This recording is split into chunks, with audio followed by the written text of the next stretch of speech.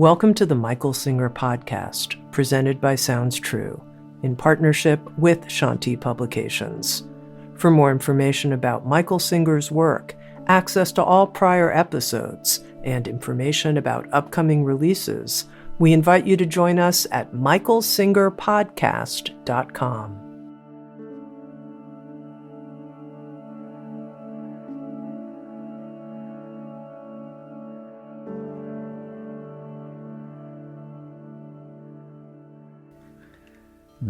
Doctorate, Dry Masters. The essence of living a spiritual life, a meaningful life, can be said in very, very simple terms. And then we can discuss why it's so difficult to do and how to do it. Accept life, then serve it. That is the entire spiritual path, the entire meaning of life. There's nothing else that has any meaning. Everything else is mind. What does it mean, accept life?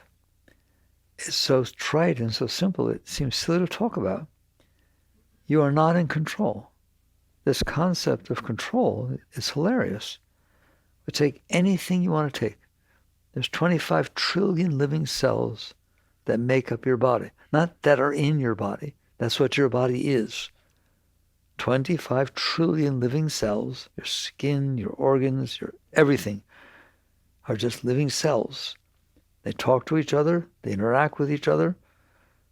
You have your whole endocrine system, you have nervous system communicating to everything, the brain, which is also part of those cells. That's what it is. It's not your body, it's theirs. One cell goes rogue and defines the rest of your life.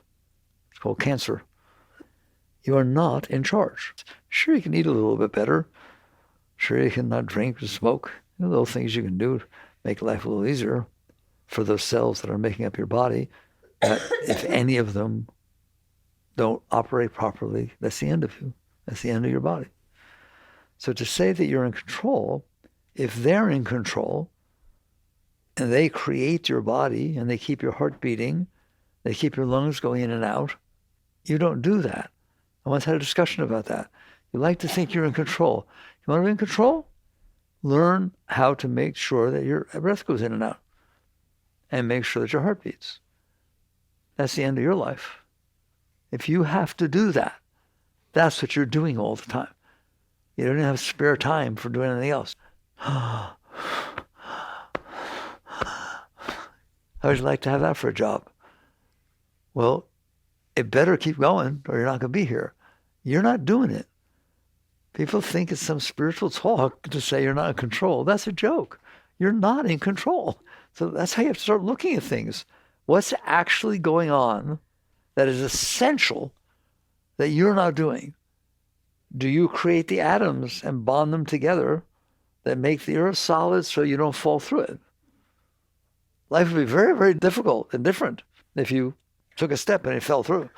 So full time, you make your heart beat, make your breath go in, and make sure you don't fall through. You have time for relationships? No. This is not a joke. It's the absolute truth. You're not in control. Which one of you made the hurricane happen? Which one of you can stop from happening? Which one made the sun come up? Which made the moon? What are you doing? How about nothing? In relationship to what's happening, all of which is extremely important for your life. You don't have a life without the sun. You don't have a life without the earth. You don't have a life without air. And yet you want to be in control. You're not in control. The amount of control you have is about 0.000000001% of what's essential for your life to exist. And yet you make a big deal out of that. That's so important. How about we not talk about the body and about the entire environment that exists around you that you don't make at all over the world, and then all over the universe. If Jupiter went out of orbit, bye-bye. Not to Jupiter, to you. If that thing don't stay in orbit and bounce the whole solar system, you either go too close to the sun or too far away. And Earth doesn't sustain life anymore. How much are you dependent upon everything you know nothing about, of which everything's going on? But you don't think about that. You only think about you. That's a problem. So let's talk about your brain or your mind. I don't care. People want to argue with me. Is it a brain? Is it a mind? Is it consciousness?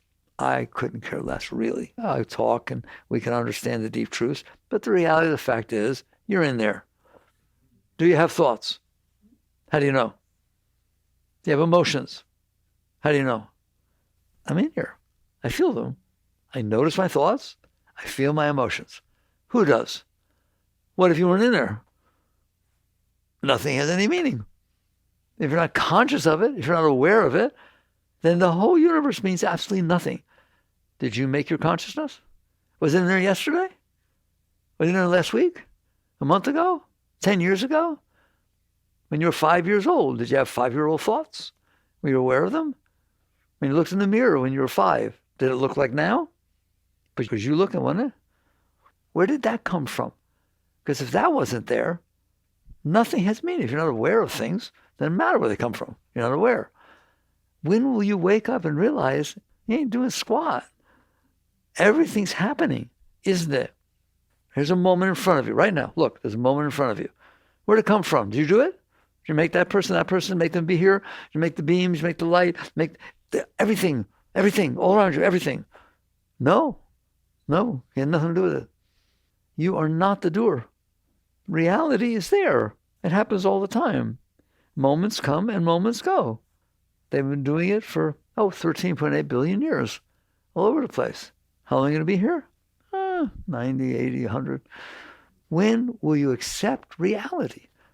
I started by saying life is about first accept life, then serve it.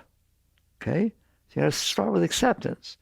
While you think you're in charge, while you think you're the doer. All right, let's take something just very personal. You're alone. You've been wanting to have a relationship. You're lonely. You don't feel love. You're walking down the supermarket and you're not paying attention because you're lonely and you're lost, and your cart bumps into somebody. And you look up, and it's love at first sight. Did you do that? You didn't make the cart? You didn't make the supermarket? You didn't make the person? You didn't make your heart open? You didn't do anything. It just happened, didn't it? And you take credit. I met somebody. No. You ran into somebody. You didn't meet somebody. And basically then, I talk about this. Psychology says that man is the sum of his learned experiences. They are right that your psyche, the way you think, the way you feel, your opinions, values, views, all that kind of stuff, you didn't just make them up. They're the sum of your learned experiences. Things have happened to you in your life, and they left impressions on you, and you built a you based on those things. The person who likes this, the person who doesn't like that, the person who wants this to happen, doesn't want that to happen. Why? Because you had experiences in the past, and that's your data for making up your psyche. So it is the sum of your learned experiences. Very good. That person you bumped into, are you the sum of their learned experiences? You don't know anything about the experiences they had, do you? Every single moment you were having an experience, they were having a different experience. And you think you know them. When you date them long enough and they finally do something you don't like, you sit there and say, how could you do that? I would never do something like that. Because you're the sum of your learned experiences and they're the sum of their learned experiences. When will you wake up and look at reality? And so you finally, I won't belabor it. You may think I already belabored it. I could do it much more. Okay? Because it's so easy to talk about. It's so obvious. You are not the doer. You're the experiencer of the moments that are folding in front of you. That's what you are, the experiencer of it. You're the experiencer of the weather, the experiencer of the driver in front of you, the experiencer of what happened when you bumped into somebody, what happened when they turned out they were married, you got all disappointed. You're the experiencer of every single thing. That's who you are, the experiencer of life that's unfolding in front of you. As long as you think that you're in charge and that you're doing it and that you're going to make it happen, you are going to suffer. You are not the doer. Reality is the doer. Things happen. I always talk about this. So if man and woman are the sum of your learned experiences, which you're not, you're the consciousness looking at your psyche, which is the sum of your learned experiences, that's okay, right? The moment in front of you is not the sum of your learned experiences. Your mind is, your emotions are, but the moment in front of you is the sum of its learned experiences. It's called science. Things happened in the past, they coalesce together, and they create the moment in front of you. Why did the hurricane happen? Well, the Gulf is so hot because, well, we can't discuss it. The Gulf is so hot because of different things, and then basically there was wind that blew from Spain, and who the heck knows? And the point is, it had nothing to do with you, but the moment that took place was the sum of its learned experiences. It's called science. Cause and effect, okay? It's just so obvious. Why did I get sick? There is a reason. Why did the plane crash? Why did this happen? Why did that happen? It's not about right or wrong. The moment in front of you is the sum of its learned experiences. It's called cause and effect, and it goes all the way back in time. If you got in a car accident because your brakes gave out and you have a Japanese car, there was somebody in that factory who had a fight with his wife the night before and wasn't paying full attention and didn't torque the bolt down to the level it should be. And it took 5 years for it to loosen up. So it really wasn't an accident. It wasn't on purpose. It was the sum of its learned experiences. If your coffee took 15 seconds longer to brew because the element was made someplace and it didn't hold up, so it took 15 seconds longer to brew, and you were driving down the street, you missed getting in an accident by those 15 seconds. Somebody ran a light, you're jamming on your brakes. If the coffee had taken 15 seconds shorter, you would have been in an accident. Every single thing is the sum of the events before it that made it happen the way it is. And they are not your events, all right? All of these things are things that just happen independent of you. You weren't even there. You don't know the guy in Japan who didn't tighten the thing, or you don't know the guy who was drinking and drove the car. You don't know anything. So your preferences, your hopes, your dreams, your concepts, your views, your needs, this whole psyche thing that you have is the sum of your learned experiences. You were programmed by the different experiences you had. That's how you have your views and opinions and preferences and hopes and dreams, okay? You dated somebody in high school. His name was Ben. You loved him to pieces, and he moved away. You have a proclivity toward Ben. If you use this guy's name Ben, your heart opens a little bit. And the same goes the opposite. You're programmed by the experience that you've had, and that's why you have the opinions you have. That's why you have the views. Don't you dare think your views are right. I have to get serious with you. Your views are just your views. They feel right because you have a foundation behind them, the sum of your learned experiences. Yeah, I dated a redhead once. She was just nuts. I ain't doing that anymore. That's absurd. But you say, no, I know, I'm not stupid. I've had this experience. How many experiences didn't you have? How many redheads did you not meet? How many people with different nationalities, different religions? But you meet one person and say, that kind of people is no good. So that is what it means that your thoughts, your emotions, your concepts, your views, your opinions, your preferences, your hopes, your dreams are the sum of your learned experiences. Have one more experience. Fall in love with the guy you ran into at the supermarket and start telling everybody about him. And all of a sudden you run into somebody and says, you mean George?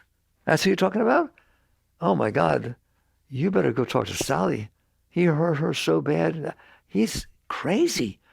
How do you feel about him? Even when she just said those words to you, you changed, didn't you? The sum of your learned experiences. If she didn't say those words, your learned experiences are different. Anybody willing to understand what I'm talking about? It's so prevalent and overwhelming that you don't even think about it. Your thought patterns, your opinions, your politics, your concepts, your views, your hopes, your dreams, the whole thing are the sum of your learned experiences.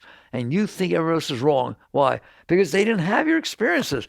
Go tell them about your experiences. Big deal. They're just your experiences. Other people had different experiences.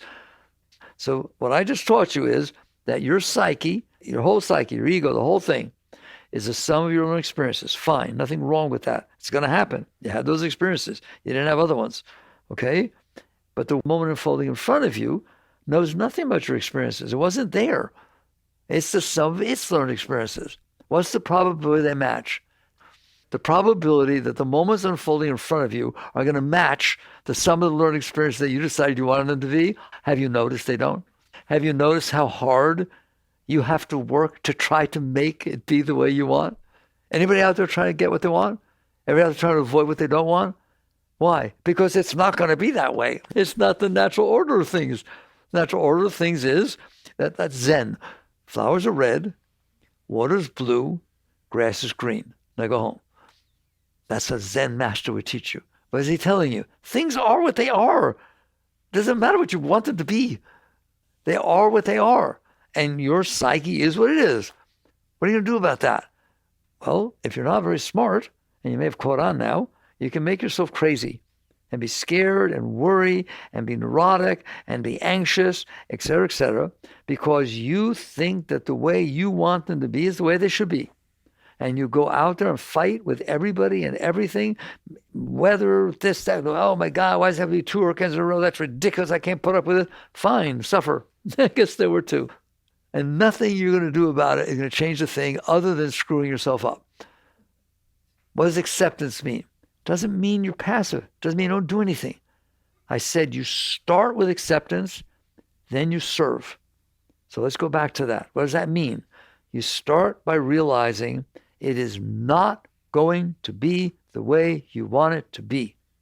Why? It is not supposed to be. It is supposed to be the way it is. If you don't like the hurricanes, talk to a meteorologist and find out why they're there when they show up. It has nothing to do with you. Life is following its own laws. It's following nature. It's following even a person's behavior. Go study psychology. Well, Freud tell you that maniac who's killing is the sum of learned experiences. Mommy did that. They took his blanket away too soon. Daddy did that. Do you understand that? Psychology, physics, science, meteorology, every single thing we study says what I just taught you, that things happen for a reason. Go there. If you want to know why it rained on your birthday, well, I have to rain on my birthday. I said, okay, you want to know? A serious question. I know you meant it. Go there, study meteorology, and when you're done reading all the books, you show me how many of them said that had anything to do with your birthday. And yet you say it. And yet you get upset. Why does it rain on my birthday? It's absurd. We're supposed to be the highest species, most intelligent species on the planet. We're idiots. Why? Because we believe that the sum of our learned experiences makes a difference. And it doesn't. It's just one drop of water in the ocean. There's 8.3 billion human beings on the planet Earth right now. Every single one of them has had a different experience than every other one. But you still believe that what you think is right. Now, what you think is what you've been programmed to think. Is what life programmed you. And the moments in front of you, life programmed them based on the science, based on physics, chemistry, psychology, all that. And those two do not match. Well, can I make them match? Can I make the world be what I want it to be? Well, since there was a way it was going to be based on reality, for you to do that, you have to be manipulating and fighting and conjuring and lying and doing whatever you need to do to try to manipulate people, places, and things so that the moment unfolds in front of you the way you want it to be. You have to work at it, don't you? Seriously work at it, okay? What if you succeed? You're proud of yourself? That means nobody else got it the way they wanted it to be.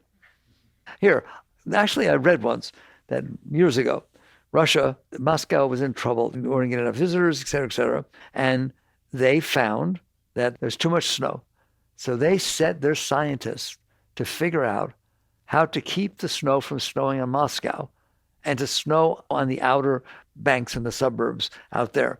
And they literally were talking, they were going to pass a thing that said they're going to do that. And finally, somebody stood up and said, wait a minute, you start screwing around with the weather that you know nothing about. How do you know what the repercussions are going to be? How do you know what effect it's going to be to not snow in Moscow, but have snow go over there? You touch something that you shouldn't be touching. It all balances the whole climatology, doesn't it? Right? They didn't do it. I don't know if they could have, but they didn't do it.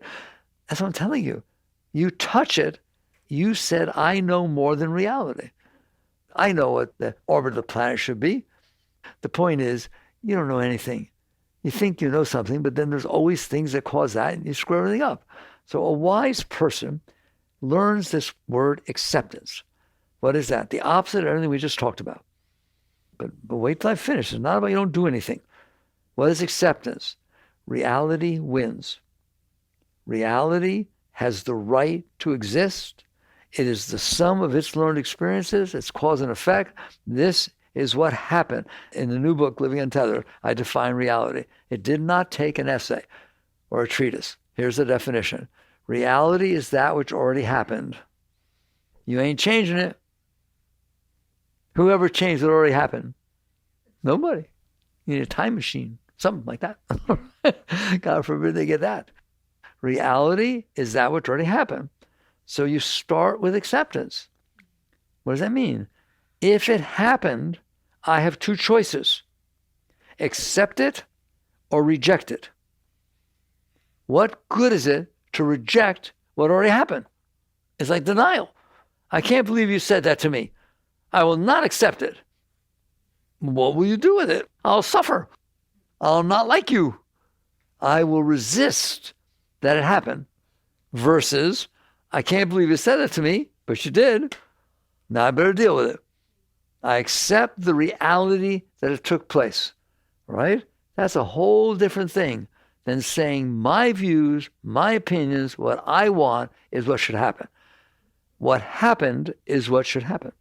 Do you understand that sometimes I make a statement that I know none of you like in any way, shape, or form, which is every single thing that ever happened is exactly what was supposed to happen. Not morally, not fair, not just. The forces that caused them to happen have history. Your grandparents had these kind of genes and they passed them on. I was like, everything causes everything, doesn't it? And so you look at it and you say, that happened because of all the events that caused it to happen. If I say it's wrong, I have to say all the events were wrong. That was all wrong. Everything's wrong. Who are you? Isn't that a dictator? You think you're right? I think it's the funniest thing in the whole world that people think they're right. Okay? So you look at reality eventually, and we can talk about how to do it, and you sit there and say, my beginning position of living a meaningful life is to accept reality. It's to say it rains when it rains, it snows when it snows, it's cold when it's cold, it's hot when it's hot, people are nice when they're nice, they're mean when they're mean, car accidents happen when they happen, they don't happen when they don't happen. Different things happen in life. Doesn't mean we don't deal with them, but you better start with acceptance. Why? Because everything is built upon reality. If you don't like gravity, you don't have anything to do with gravity, don't try to fly. Don't try to figure out how to build an airplane that flies. Because they studied gravity to the bottom of total understanding, and they have to accept this is a law. This is what is. Now, what can we do about it? How can we work with it? You actually work with gravity when you fly. You have to work with gravity. You understand that? So you get to the point where you understand, I have no right to not accept reality. It's meaningless. It already happened. What am I doing? Are there things that happened in your past that you don't like? Are you going to change them? Can you change them? Can you change that they happened? No. Do you suffer because you didn't like them? Do they come back up? Do you have nightmares? Are you afraid of things? Okay. So you stop and look at it logically and say, I probably would have been better off accepting that I got in a car accident, accepting I fell out of the tree, accepting that my parents got divorced. If I was capable, I don't know how to yet, but if I was capable, then it's over. It's over. If it's over anyways, you understand that? Your parents got divorced 30 years ago. You fell out of the tree 40 years ago, whatever. Why is it still bothering you? Because you didn't accept it. You resisted it. You said, I don't want this to have happened. It rained on your birthday. Now you will never have a birthday outside. Never. You went to the zoo and saw the reptile. You didn't want to, but saw the reptile exhibit and you saw a rattlesnake. Okay? You now fell in love with somebody and they want to move to Arizona. And you check it out and you find out, well, that's the most rattlesnakes. That's a lot of rattlesnakes in Arizona. You literally don't marry the person. You can't handle that you got scared when you saw a rattlesnake. It's a natural thing. These things are dangerous. Good. I'm glad you had the experience. Glad you learned something. It shouldn't run your life. The fact that you couldn't handle it should not determine your life. What should determine your life? You. You're present here and now. Your being. Not these past experiences that you couldn't handle. But if you ask psychology, who ask Freud, he will tell you the past experiences you couldn't handle are what are running your life. Your suppressed things, the things that you're afraid of, the things you want to happen again, and so on, they run your life. They determine every single thing. Your past runs your present and your future. What are your dreams? That which happened before that I like, that I want to happen again. Would you like to happen? I don't know what it is. See? You have to have experienced it, know what it is. It could be a movie, it could be a book you read, somebody told you. That's an experience. But you have to have decided, I like that. I like that. I want that to happen. So I'm going to attract it to myself. I'm going to project it out. I'm going to make it happen, right? So you basically get down to understanding you're fighting reality. And that's why there's so much stress. That's why there's so many problems. And that's why wars happen. That's why everything happens. Because we are unable to come down to ground zero and say the truth, which is, if it happened because of all the things that caused it to happen, and I can handle that. Doesn't mean I don't do anything about it. We're going to get there in a minute. Don't be scared. You can be an activist. You get married. You have children. Nobody's saying you don't do things, but you don't do them because you couldn't handle them. That's not a motive for doing something. I stored it from the past. I couldn't handle it. And now I'm determining everything I do based on the garbage that I stored inside myself. If you sit there and say, I couldn't handle what he said, you're in trouble. Why? Because he said it. And you better be able to handle it. It's okay, he had a bad day. Okay, mommy did this 20 years ago. There's reasons that people do what they do. Can you handle that and then deal with it? And the answer is, of course not. I don't even try to handle it. I try to push it away as if it didn't happen. Go sleep on the couch. That's the difference. So I told you there's two choices that you have when some event happens. Because it happened. I understand it happened. That's all I can tell you. It happened. We wouldn't be talking about it if it didn't happen.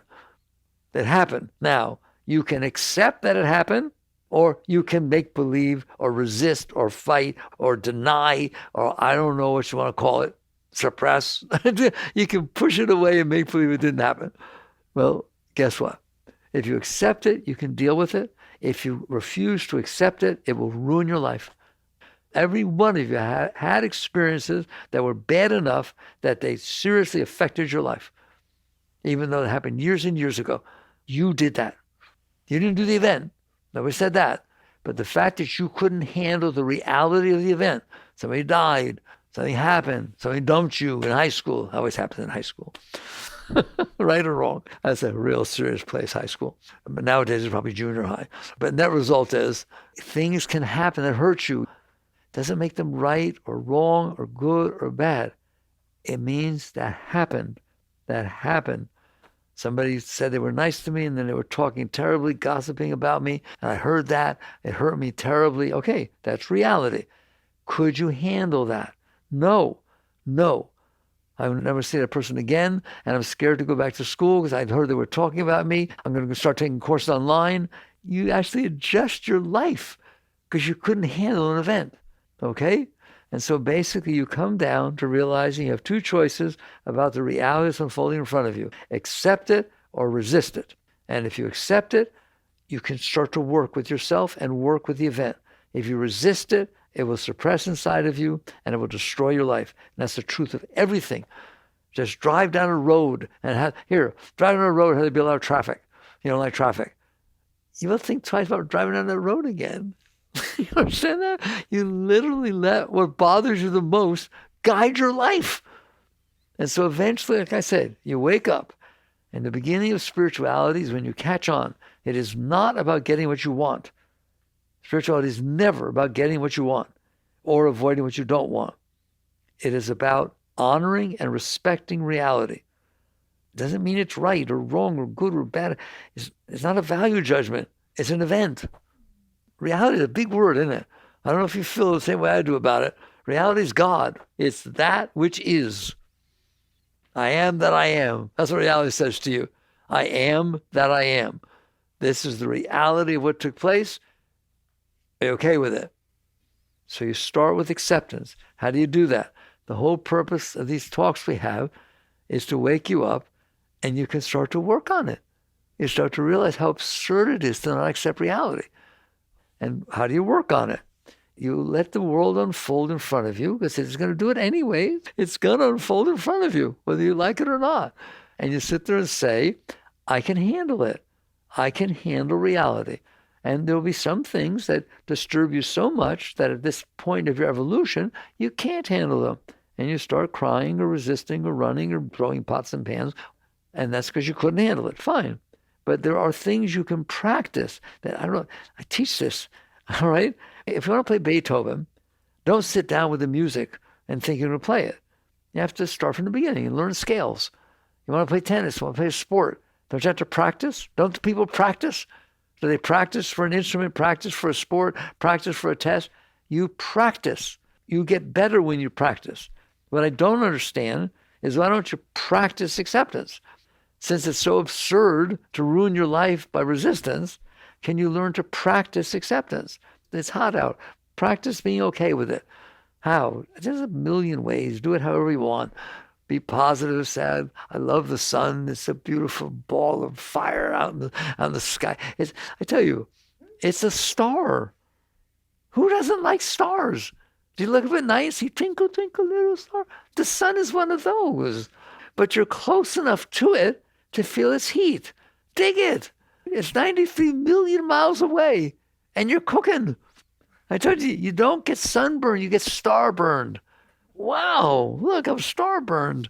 What'd you do today? I was so close to a star that my skin turned red. That's how hot it was. All of a sudden, it's a neat thing. Change how you're looking at things and start to honor reality. I was driving. I had to deliver some stuff, and it started raining. Why did it have to rain when I had to deliver something? What are you doing? It rains when it rains. So what do? When it starts raining, instead of sitting there complaining, sit there and say, oh, good. Rain gives you food, cools the planet off, does all kinds of things. Do you like drinking water? And so you just start changing how you look at things. And all of a sudden, you're not resisting them. You're respecting them. You're honoring them. Do you appreciate the rain? You better. It's pretty important. I'm begging you, start at that level. Practice being okay.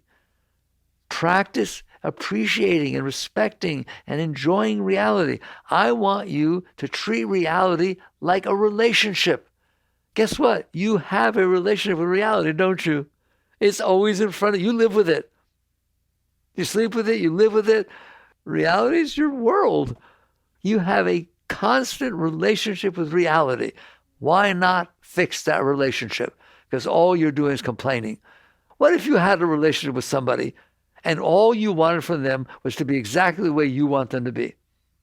You don't meet them. You want them to be you. How's that relationship work out? That's absurd. A relationship is supposed to be about, well, here I am. There you are. Let's get to know each other.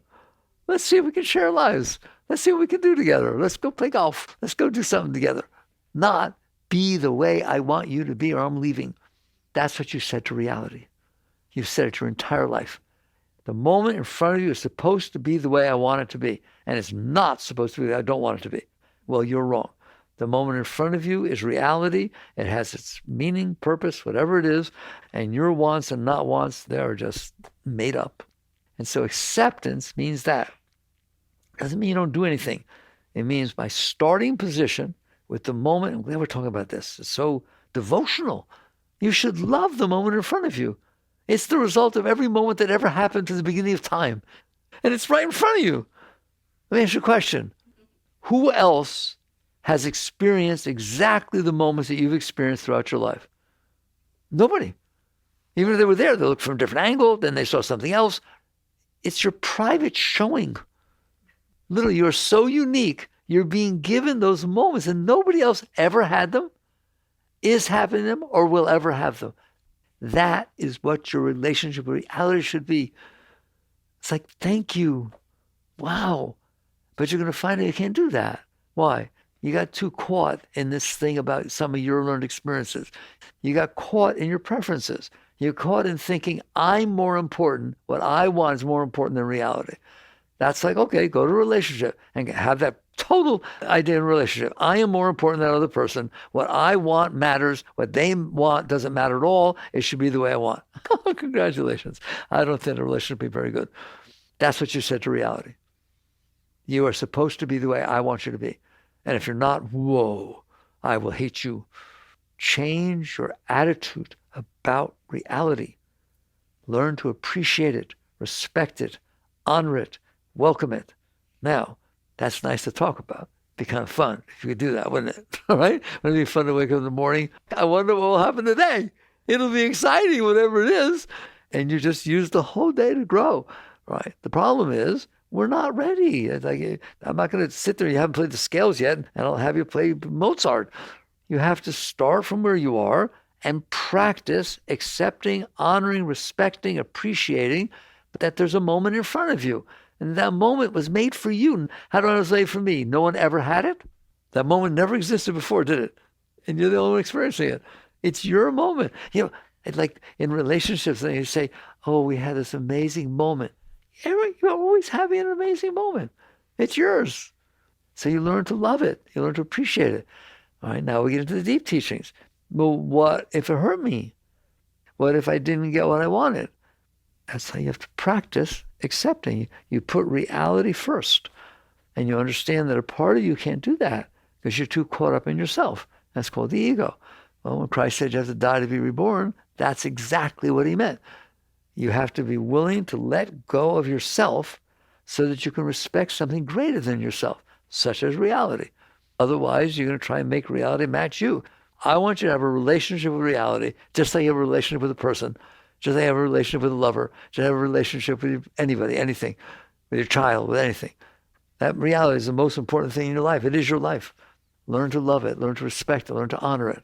So there are all kinds of techniques. I talk about a lot of them in Living Untethered, how you can work with yourself on a daily basis, not just meditation, on a moment-to-moment daily basis, every single day, try to accept reality. But I can't believe what he said. Well, believe it, he said it. Now, there's your reality. Can you honor it and respect it? So you start working with yourself little by little to change how you deal with reality. You start respecting reality, honoring it. Instead of fighting reality, you let go of yourself. You start saying, oh, these are my opinions. They're obviously not real because they didn't match reality. Reality wins. Right, now what? That's what I want to get. First, you accept that at the end of it, some people read the surrender experiment, think I'm telling them, don't do anything, just accept everything that happens. No, that's absurd. Okay? Inside, honor and respect reality. Now it has unfolded. That moment that unfolded, like I said, you're the only one experiencing it. It's special for you. Now, are you willing to serve the moment? What does that mean? It means because you're not reacting, because you're not resisting, because you're not grabbing, because it's not about you, it's about the moment. You appreciate the moment, you see the moment, you will start to see things you didn't see before. Now all you see is your reaction. I like it. I don't like it. Can't believe that happened. I don't want that to happen. It's all about you. That's how everybody lives. It's all about me.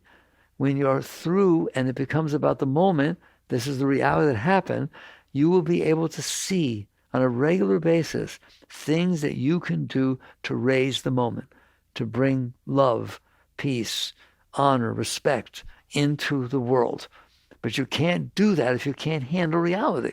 What you're going to do is be like everybody else, fighting with it, and you want it to be your way because I'm right. You think you're right. The ego thinks it's right. I told you, you have to accept your ego. It's just another part of reality. Do you have an ego? Do you have preferences and hopes and dreams and cosmic views? Okay, accept that. Doesn't mean you go with them. Doesn't mean you devote yourself to it. You look at it and you say, is this helpful? I'm in a relationship with you. I love you. You love me. But you came home late. You forgot the anniversary. You didn't do something. You wore a bow tie, and I hate bow ties. You slurp your soup. I didn't know you slurp your soup. I can't believe I'm dating someone who slurps her soup. Okay? And you start seeing that you can't handle a relationship because you're really having a relationship with yourself. So you accept that. You look at that. Now that you've looked at it and you're not reacting and resisting and getting upset and leaving, you look at yourself and then you sit there and say, okay, I can handle my reaction. I can handle the reaction I had to what you did. Not I can handle what you did. I have no right to judge, really. You're the sum of your learned experiences. I can handle my reaction to what you did. See the difference? I can handle it. Now that I can handle it and accept what you did, accept my reaction, is there anything I can do to raise the moment, to make it more beautiful because it happened? That's what a great being does. They don't sit there and try to make it be what they want. They're okay with it. They're at peace with it. How can I help? How can I raise this moment? Sometimes it's a smile. Sometimes it's not mouthing off. You raise it that way. You didn't express your reaction. And next thing you know, you're going to find out you're bringing love into this world. Not because it was the way you wanted it to be, but because you could handle the way it was. Once you can accept, you can serve. Otherwise, you're serving yourself. If you can't handle it, everything you're going to do from that moment forward is to try to manipulate and change it so you can handle it. It's going to be about you. If you learn to accept reality, you can serve reality. You can raise it. You can do so many different things. And people ask, there's a part that's difficult for people, how will I know what to do? I'm telling you, when you're clean and clear, and it's not about you, it's as obvious as the sun comes up. It's called the Tao, your Dharma. There's an action that will naturally take place based upon the interaction of your clarity and the moment unfolding in front of you. There may be nothing you can do other than love it, honor it, respect it, or there may literally be, you'll start seeing you're being called upon to bring peace, to bring love, to bring beauty, to bring understanding and compassion. And you'll start seeing that people are changing. People are changing because of how you acted, but you didn't do anything. You didn't do you. You just were there. You came in harmony with reality, and reality is God. Reality is God. Reality is God expressing itself. And the entire purpose of creation is that everything be raised back to God. That's why we're here. That's why everything is. But we're too busy serving ourselves. We're too busy being caught in the ego. So, I started by saying, first accept, then serve. It starts with acceptance, doesn't start with service. First, it needs the acceptance that reality wins. Reality is God. Reality is expression of God. And the moment in front of you, I'd like you to look at it this way. The moment in front of you is your moment. You're the ambassador to God of experiencing the moment he created. And you're the only person that experiences it. If you don't experience it and interact with it, it's wasted, it's gone, nothing happened. Your consciousness is God consciousness experiencing the dance of creation. An artist painted a painting and is now looking at it. That's what creation is. God created the heavens and earth, the whole creation, and came down to see it, to look at the beauty of what he created. You are that. You're the emissary, ambassador of this moment. Don't miss it. That's what be here now means. But we're so busy trying to make it be what we want. It's really beautiful. Spirituality is very deep and very beautiful. And you're a very beautiful being. But we're caught up in ourselves, aren't we? Okay? You can't rip it away. You can't throw it away. You just little by little practice accepting. Practice finding a way to honor and respect the moments that are unfolding in front of you. And what you're going to find out, I'll do it very quickly, is you can't always do that. No matter how hard you try, some moments are going to happen that you either got so grabby you wanted them, or you got so scared you didn't want them, that you're going to get lost. You get lost. Then you're going to go through the learning experience of what it's like to get lost, what it's like to try to make it be the way you want it to be. And if you won't admit it a lot of times, but at different times, you'll look back, you say, gulp. What did I do? Okay? Because you let the lower part of your being, the part that couldn't handle reality, guide your life, make the decisions for your life. And people say to me, how do I make decisions? Like, oh, but then there'll be no decision. That's not true. Do the best you can to let go of yourself, and then whatever clarity you have, try to look and see what's best for the whole. Try to see how you can serve. So it's about acceptance and service, and you will get there. Life is here to teach you. Earth is a place where souls are sent to evolve. And so as you're going through different situations, you will grow. You have your whole life, right? You learned all these different things by going through them. Just don't let them become burdens. Don't carry the past inside of you. What do you do about your past? Say thank you. Thank you. What do you do about terrible things you did in your past? Did you learn? Yes, thank you. No guilt, no shame, no embarrassment. Would you do it again? No. Then fine, you learned. I hit the ball into the net. I don't want to play tennis ever again. No. When you're hitting the net, learn how to hold your hand differently and your wrist differently and how to follow through. And then look back and say, thank you. Thank you that you hit it into the net, because now I don't hit the net anymore. That's what life is about. You're growing, you're evolving, and ultimately you will eventually get to the point where you understand this talk. First you accept, then you serve. That's all it will be, is acceptance and service. And eventually, because there's no resistance, you don't even know you're accepting. Sun comes up, accept that. There's a moon, it has phases, accept that. You don't even have to accept, because there's nobody resisting. Then you're a servant, and all that's left is service. Gibran once said, and through the eyes of these, God smiles upon the earth. You're living selflessly, giving. All right. Jai Gurudev.